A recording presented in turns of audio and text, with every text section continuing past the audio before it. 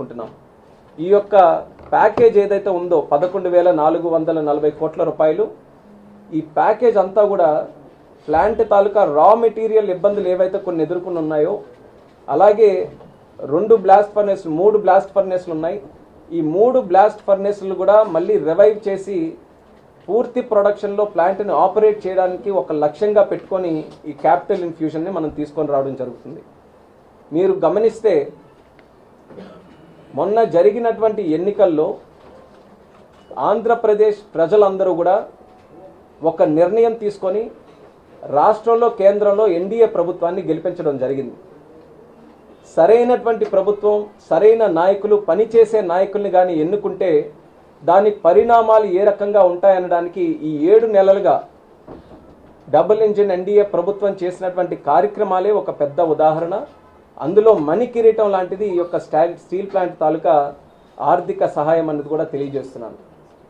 మరి దీనికి సంబంధించి గత 7 నెలలుగా ఇది ఒక రకంగా అతిపెద్ద సహాయ సహకారం ఈరోజు స్టీల్ ప్లాంట్కి సంబంధించి అయినప్పటికీ కూడా గత 7 నెలలుగా అనేక కార్యక్రమాలు దీనికి సంబంధించి చేశాం. వచ్చిన వెంటనే, కొత్త ప్రభుత్వం ఏర్పడిన వెంటనే క్రిటికల్ స్టేజ్లో స్టీల్ ప్లాంట్ ఉంటే అప్పుడు కూడా మినిస్టర్ గారి తాలూకా సహకారంతో సుమారు 1,640 కోట్ల రూపాయలు ఒక ఆర్థిక సహాయం కూడా చేయడం జరిగింది. దానివల్ల 2 బ్లాస్ట్ ఫర్నెస్లు మళ్ళీ ఫుల్ ఫ్లెడ్జ్డ్గా రన్ చేసే అవకాశం దక్కింది.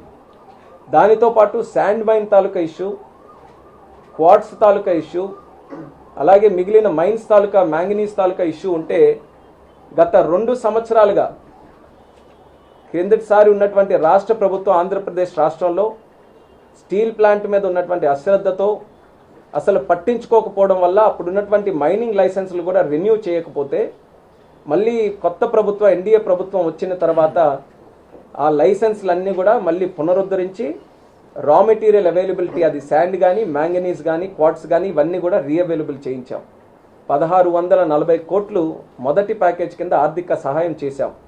ఈరోజు ఫుల్ ఫ్లెడ్జ్డ్గా ఒక కమిట్మెంట్తో మరి ఎవరికి కూడా స్టీల్ ప్లాంట్ అంటే ఎక్కడ కూడా కన్ఫ్యూజన్ లేకుండా విశాఖపట్నం స్టీల్ ప్లాంట్ ఎన్నో సంవత్సరాలుగా ఏ ఉద్దేశంతోనైతే అది ఏర్పడిందో దాన్ని ఫుల్ ఫ్లెడ్జ్డ్గా రన్ చేయాలి. 3 బ్లాస్ట్ ఫర్నెస్లు కూడా రన్ చేయాలి. 7.3 మిలియన్ టన్స్ ప్రతి ఏడాది ఆ కెపాసిటీ వరకు కూడా దాన్ని పుష్ చేయాలనే ఆలోచనతో ఈరోజు ఈ క్యాపిటల్ ఇన్ఫ్యూషన్ కూడా చేస్తున్నాం. ఖచ్చితంగా ఇది ఒక చరిత్రాత్మకమైనటువంటి నిర్ణయంగా విశాఖ స్టీల్ ప్లాంట్ చరిత్రలో నిలిచిపోతుందని కూడా ఈ సందర్భంగా తెలియజేస్తున్నాను.